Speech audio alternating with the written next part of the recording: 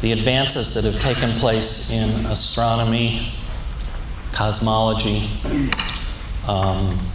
and biology in the last 10 years are really extraordinary, to the point where we know more about our universe and how it works than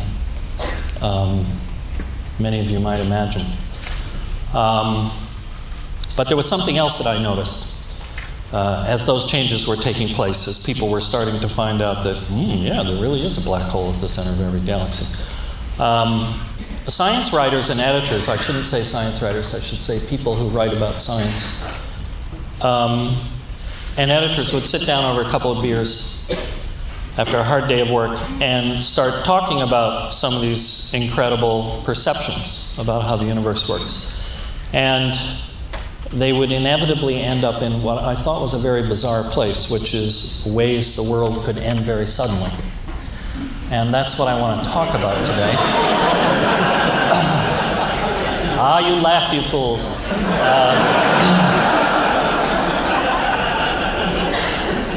Could you finish up a little early? Yeah, we need the time. At first, it all seemed a little fantastical to me, but after challenging a lot of these ideas, and I began to take a lot of them seriously. And then September 11th happened, and I thought, oh God, I can't go to a TED conference to talk about how the world is going to end. Nobody wants to hear that. Not after this. And that got me into a discussion with some other people, other scientists, about maybe some other subjects. And one of the guys I talked to, who was a neuroscientist, said, you know, I think there are a lot of solutions to the problems you brought up. And reminds me of Michael's talk yesterday and his mother saying you can't have a solution if you don't have a problem. So we went out looking for solutions to ways that the world might end tomorrow, and lo and behold, we found them. Which leads me to a videotape of a President Bush press conference from a couple weeks ago. Can we run that, Andrew? Whatever it costs to defend our security, and whatever it costs to defend our freedom, we must pay. I agree with the President. He wants $2 trillion to protect us from terrorists next year. A $2 trillion federal budget, which will land us back into deficit spending real fast. But terrorists aren't the only threat we face. There are really serious calamities staring us in the eye that we're in the same kind of denial about that we were about terrorism and what could have happened on September 11th. I would propose, therefore, that if we took $10 billion from that $2.13 trillion budget, which is 2/100ths of that budget, and we doled out $1 billion to each one of these problems I'm going to talk to you about, the vast majority could be solved. And the rest we could deal with. So I hope you find this both fascinating. I'm fascinated by this kind of stuff, I gotta admit. To me, these are the Richard's cockroaches. But I also hope, because I think the people in this room can literally change the world, I hope you take some of this stuff away with you, and when you have an opportunity to be influential, that you try to get some heavy-duty money spent on some of these ideas. So let's start. Number 10, we lose the will to survive. We live in an incredible age of modern medicine. We are all much healthier than we were 20 years ago. People around the world are getting better medicine. But mentally, we're falling apart. The World Health Organization now estimates that 1 out of 5 people on the planet is clinically depressed. And the World Health Organization also says that depression is the biggest epidemic that humankind has ever faced. Soon, genetic breakthroughs and even better medicine are going to allow us to think of 100 as a normal lifespan. A female child born tomorrow, on average, median, will live to age 83. Our life longevity is going up almost a year for every year that passes. Now, the problem with all of this getting older is that people over 65 are the most likely people to commit suicide. So what are the solutions? We don't really have mental health insurance in this country, and it's really a crime. Something like 98% of all people with depression, and I mean really severe depression. I have a friend with stunningly severe depression. This is a curable disease with present medicine and present technology, but it is often a combination of talk therapy and pills. Pills alone don't do it, especially in clinically depressed people. You ought to be able to go to a psychiatrist or a psychologist and put down your $10 copay and get treated, just like you do when you got a cut on your arm. It's ridiculous. Secondly, drug companies are not going to develop really sophisticated psychoactive drugs. We know that most mental illnesses have a biological component that can be dealt with, and we know just an amazing amount more about the brain now than we did 10 years ago. We need a pump push from the federal government through NIH and National Science, NSF, and places like that to start helping the drug companies develop some advanced psychoactive drugs. Moving on, number 9, don't laugh. Aliens invade Earth. 10 years ago, you couldn't have found an astronomer, well, very few astronomers in the world who would have told you that there are any planets anywhere outside our solar system. 1995, we found 3. The count now is up to 80. We're finding about 2 or 3 a month. All of the ones we found, by the way, are in this little teeny tiny corner where we live in the Milky Way. There must be millions of planets in the Milky Way, and as Carl Sagan insisted for many years and was laughed at for it, there must be billions and billions in the universe. In a few years, NASA is going to launch 4 or 5 telescopes out to Jupiter, where there's less dust, and start looking for Earth-like planets, which we cannot see with present technology nor detect. It's becoming obvious that the chance that life does not exist elsewhere in the universe, and probably fairly close to us, is a fairly remote idea. And the chance that some of it isn't more intelligent than ours is also a remote idea. Remember, we've only been an advanced civilization, an industrial civilization, if you would, for 200 years, although every time I go to Pompeii, I'm amazed that they had the equivalent of a McDonald's on every street corner, too. So I don't know how much civilization really has progressed since AD 79, but there's a great likelihood, I really believe this, and I don't believe in aliens, and I don't believe there are any aliens on the Earth or anything like that, but there's a likelihood that we will confront a civilization that is more intelligent than our own. Now, what will happen? What if they come to, suck up our oceans for the hydrogen and swat us away like flies, the way we swat away flies when we go into the rainforest and start logging it? We can look at our own history. The late physicist Gerard O'Neill said, "Advanced Western civilization has had a destructive effect on all primitive civilizations it has come in contact with, even in those cases where every attempt was made to protect and guard the primitive civilization." If the aliens come visiting, we're the primitive civilization. So what are the solutions to this?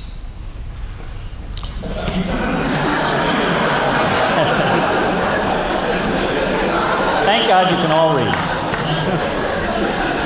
It may seem ridiculous, but we have a really lousy history of anticipating things like this and actually being prepared for them. How much energy and money does it take to actually have a plan to negotiate with an advanced species? Secondly, and you're going to hear more from me about this, we have to become an outward-looking, space-faring nation. We have got to develop the idea that the Earth doesn't last forever, our sun doesn't last forever. If we want humanity to last forever, we have to colonize the Milky Way. And that is not something that is beyond comprehension at this point. It will also help us a lot if we meet an advanced civilization along the way, if we're trying to be an advanced civilization. Number 8. Steve, that's what I'm doing after TED. You've got it. You've got the job. Number 8, the ecosystem collapses. Last July in Science, the journal Science, 19 oceanographers published a very, very unusual article. It wasn't really a research report, it was a screed. They said, we've been looking at the oceans for a long time now, and we want to tell you they're not in trouble, they're near collapse.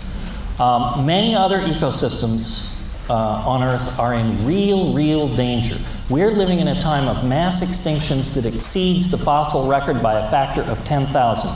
We have lost 25% of the unique species in Hawaii in the last 20 years. California is expected to lose 25% of its species in the next 40 years. Somewhere in the Amazon forest is the marginal tree. You cut down that tree, the rainforest collapses as an ecosystem. There's really a tree like that out there. That's really what it comes to. And when that ecosystem collapses, it could take a major ecosystem with it, like our atmosphere. So what do we do about this? What are the solutions? There is some modeling of ecosystems going on now. The problem with ecosystems is that we understand them so poorly that we don't know they're really in trouble until it's almost too late. We need to know earlier that they're getting in trouble, and we need to be able to pump possible solutions into models. And with the kind of computing power we have now, there is, as I say, some of this going on, but it needs money. National Science Foundation needs to say, you know, almost all the money that's spent on science in this country comes from the federal government, one way or another. And they get to prioritize. You know, there are people at the National Science Foundation who get to say, this is the most important thing. This is one of the things they ought to be thinking more about. Secondly, we need to create huge biodiversity reserves on the planet and start moving them around probably. There's been an experiment for the last 4 or 5 years on the Georges Bank, or the Grand Banks off of Newfoundland. It's a no-take fishing zone. You can't fish there for a radius of 200 miles. And an amazing thing has happened. Almost all the fish have come back, and they are reproducing like crazy. We're going to have to start doing this around the globe. We're going to have no-take zones. We're going to have to say no more logging in the Amazon for 20 years. Let it recover before we start logging again.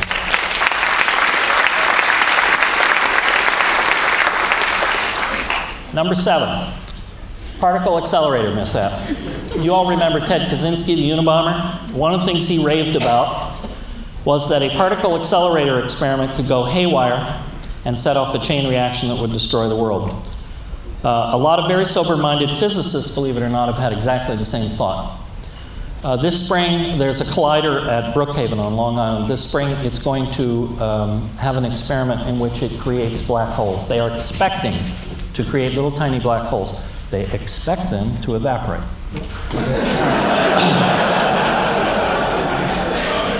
I hope they're right. Other collider experiments, there's one that's going to take place next summer at CERN, have the possibility of creating something called strangelets, which are kind of like antimatter. Whenever they hit other matter, they destroy it and obliterate it. Most physicists say that the accelerators we have now are not really powerful enough to create black holes and strangelets that we need to worry about, and they're probably right. But all around the world, in Japan and Canada, there's talk about this of reviving this in the United States. We shut one down that was going to be big, but there's talk of building very big accelerators. What can we do about this? What are solutions? We got the fox watching the hen house here. We need the advice of particle physicists to talk about particle physics and what should be done in particle physics, but we need some outside thinking and watchdogging of what's going on with these experiments. Secondly, we have a natural laboratory surrounding the Earth. We have an electromagnetic field around the Earth, and it's constantly bombarded by high-energy particles, like protons. And we don't, in my opinion, we don't spend enough time looking at that natural laboratory and figuring out first what's safe to do on Earth. Number 6, biotech disaster. It's one of my favorite ones because we've done several stories on BT corn. BT corn is a corn that creates its own pesticide to kill a corn borer. You may have heard it called Starlink, especially when all those taco shells were taken off the out of the supermarkets about 1.5 years ago. This stuff was supposed to only be feed for animals in the United States, and it got into the human food supply. And somebody should have figured out that it would get into the human food supply very easily. But the thing that's alarming is a couple months ago in Mexico, where BT corn and all genetically altered corn is totally illegal. They found BT corn genes in wild corn plants. Now, corn originated, we think, in Mexico. This is the storehouse. This is the genetic biodiversity storehouse of corn. This brings back a skepticism that has gone away recently that superweeds and superpests could spread around the world from biotechnology that literally could destroy the world's food supply in very short order. So what do we do about that? We treat biotechnology with the same scrutiny we apply to nuclear power plants. It's that simple. This is an amazingly unregulated field. When the Starlink disaster happened, there was a battle between the EPA and the FDA over who really had authority and over what parts of this. And they didn't get it straightened out for months. That's kind of crazy. Number 5, one of my favorites, reversal of the Earth's magnetic field. Believe it or not, this happens every few 100,000 years and has happened many times in our history. North Pole goes to the south, South Pole goes to the north, and vice versa.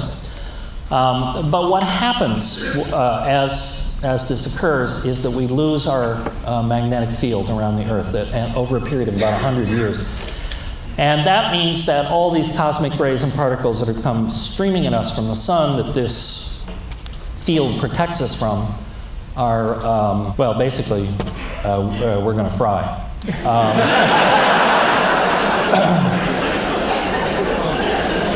you might have some additional hats downstairs.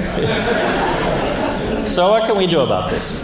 Oh, by the way, we're overdue. It's been 780,000 years since this happened, so it should have happened about 480,000 years ago. Oh, and there's one other thing. Scientists think now that our magnetic field may be diminished by about 5%. So maybe we're in the throes of it. One of the problems of trying to figure out how healthy the Earth is that we have, we don't have good weather data from 60 years ago, much less data on our things like the ozone layer.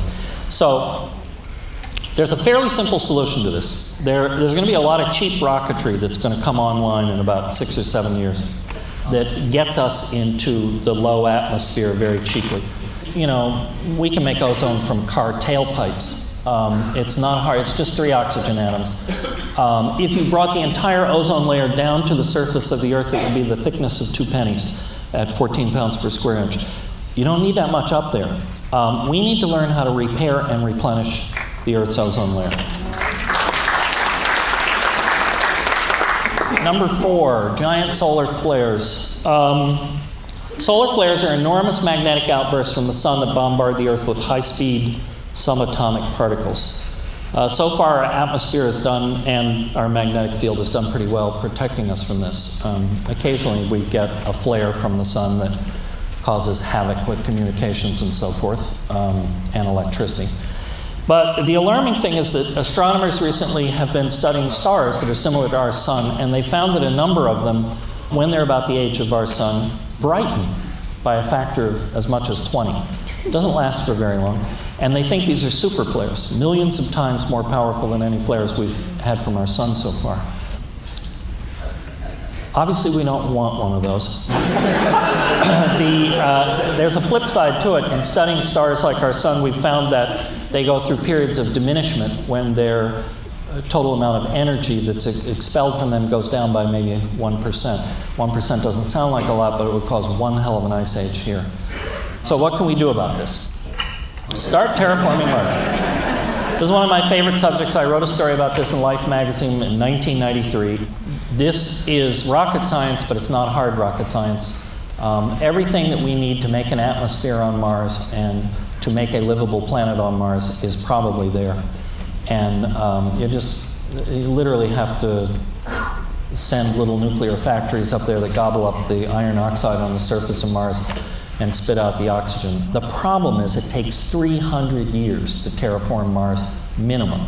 Really more like 500 years to do it right. There's no reason why we shouldn't start now. Number 3. Isn't this stuff cool? A new global epidemic. People have been at war with germs ever since there have been people. And from time to time, the germs sure get the upper hand. In 1918, we had a flu epidemic in the United States that killed 20 million people. That was back when the population was around 100 million people. The bubonic plague in Europe in the Middle Ages killed 1 out of 4 Europeans. AIDS is coming back. Ebola seems to be rearing its head with much too much frequency. And old diseases like cholera are becoming resistant to antibiotics. We've all learned what the kind of panic that can occur when an old disease rears its head, like anthrax. The worst possibility is that a very simple germ like staph, for which we have one antibiotic that still works, mutates. And we know staph can do amazing things. A staph cell can be next to a muscle cell in your body and borrow genes from it when antibiotics come and change and mutate. The danger is that some germ like staph will mutate into something that's really virulent, very contagious, and will sweep through populations before we can do anything about it. That's happened before. About 12,000 years ago, there was a massive wave of mammal extinctions in the Americas, and that is thought to have been a virulent disease. So what can we do about it? It is nuts. We give antibiotics. Every cow, every lamb, every chicken, they get antibiotics every day. You go to a restaurant, you eat fish. I got news for you, it's all farmed. You got to ask when you go to a restaurant if it's a wild fish, because they're not going to tell you. We're giving away the code. This is like being at war and giving somebody your secret code. We're telling the germs out there how to fight us. We got to fix that. We got to outlaw that right away. Secondly, our public health system, as we saw with anthrax, is a real disaster. We have a real major outbreak of disease in the United States. We are not prepared to cope with it. Now, there is money in the federal budget next year to build up the public health service, but I don't think to any extent that it really needs to be done. Number 2, my favorite. We meet a rogue black hole. 10 years ago, or 15 years ago really, you walk into an astronomy convention and you say, there's probably a black hole at the center of every galaxy, and they're going to hoot you off the stage. And now if you went into one of those conventions and you said, well, I don't think black holes are out there, they'd hoot you off the stage. Our comprehension of the way the universe works has just gained unbelievably in recent years. We think that there are about 10 million dead stars in the Milky Way alone, our galaxy. And these stars have compressed down to maybe something like 12, 15 miles wide, and they are black holes, and they are gobbling up everything around them, including light, which is why we can't see them.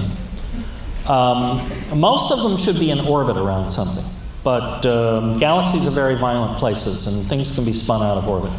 And also, space is incredibly vast. So even if you flung 1 million of these things out of orbit, the chances the one would actually hit us is fairly remote. But it only has to get close, about 1 billion miles away, one of these things. About 1 billion miles away, here's what happens to Earth's orbit. It becomes elliptical instead of circular. And for 3 months out of the year, the surface temperatures go up to 150 to 180. For 3 months out of the year, they go to 50 below zero. That won't work too well. What can we do about this one? This is my scariest. I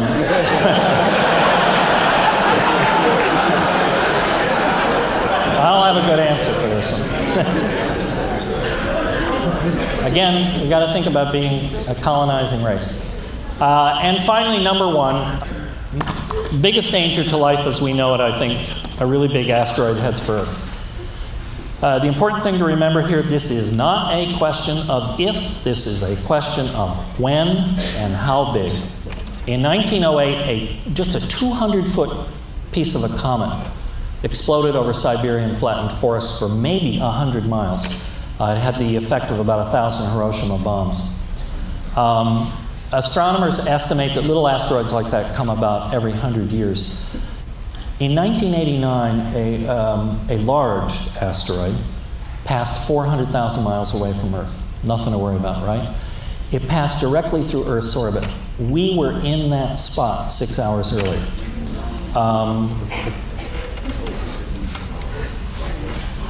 A small asteroid, say a half-mile wide, would touch off firestorms, followed by severe global cooling from the debris kicked up Carl Sagan's nuclear winter thing. An asteroid 5 miles wide causes major extinctions. We think the one that got the dinosaurs was about 5 miles wide. Where are they? There's something called the Kuiper Belt, which some people think Pluto's not a planet. That's where Pluto is. It's in the Kuiper Belt. There's also something a little farther out called the Oort cloud. There are about 100,000 balls of ice and rock, comets really, out there that are 50 miles in diameter or more, and they regularly take a little spin in towards the sun and pass reasonably close to us. Of more concern, I think, is the asteroids that exist between Mars and Jupiter. The folks at the Sloan Digital Sky Survey told us last fall they're making the first map of the universe, three-dimensional map of the universe, that there are probably 700,000 asteroids between Mars and Jupiter that are a half a mile big or bigger. So you say, yeah, well, what are really the chances of this happening? Andrew, can you put that chart up? This is a chart that Dr. Clark Chapman at the Southwestern Research Institute presented to Congress a few years ago. You'll notice that the chance of an asteroid/comet impact killing you is about 1 in 20,000, according to the work they've done.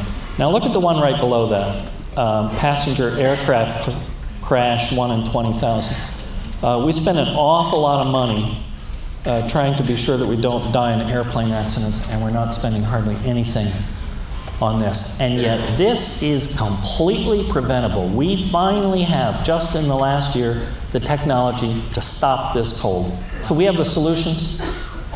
NASA is spending $3 million a year, $3 million bucks. That is like pocket change, to search for asteroids, because we can actually figure out every asteroid that's out there and if it might hit Earth and when it might hit Earth. And they're trying to do that, but it's going to take them 10 years at spending $3 million a year, and even then they claim they'll only have about 80% on catalog. Comets are a tougher act. We don't really have the technology to predict comet trajectories and when one with our name on it might arrive, but we would have lots of time if we see it coming.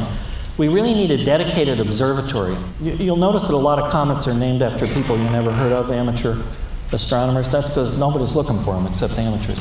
We need a dedicated observatory that looks for comets. Part 2 of the solutions. We need to figure out how to blow up an asteroid or alter its trajectory. Now, a year ago, we did an amazing thing. We sent a probe out to this asteroid belt called Near Earth Asteroid Rendezvous. And these guys orbited a about a 22-mile long asteroid called Eros.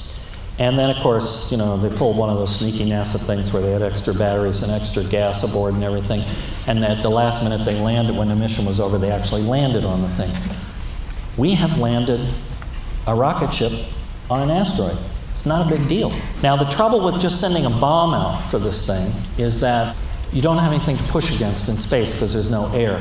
A nuclear explosion is just as hot, but we don't really have anything big enough to melt a 22-mile long asteroid, or vaporize it would be more like it. But we can learn to land on these asteroids that have our name on them and put something like a small ion propulsion motor on it, which would gently, slowly, after a period of time, push it into a different trajectory, which, if we've done our math right, would keep it from hitting Earth. This is just a matter of finding them, going there, and doing something about it. I know your head is spinning from all this stuff. Yikes, so many big threats. The thing I think to remember is September 11th. We don't want to get caught flat-footed again. We know about this stuff. Science has the power to predict the future in many cases now. Knowledge is power. The worst thing we can do is say, geez, I got enough to worry about without worrying about an asteroid. That's a mistake that could literally cost us our future. Thank you.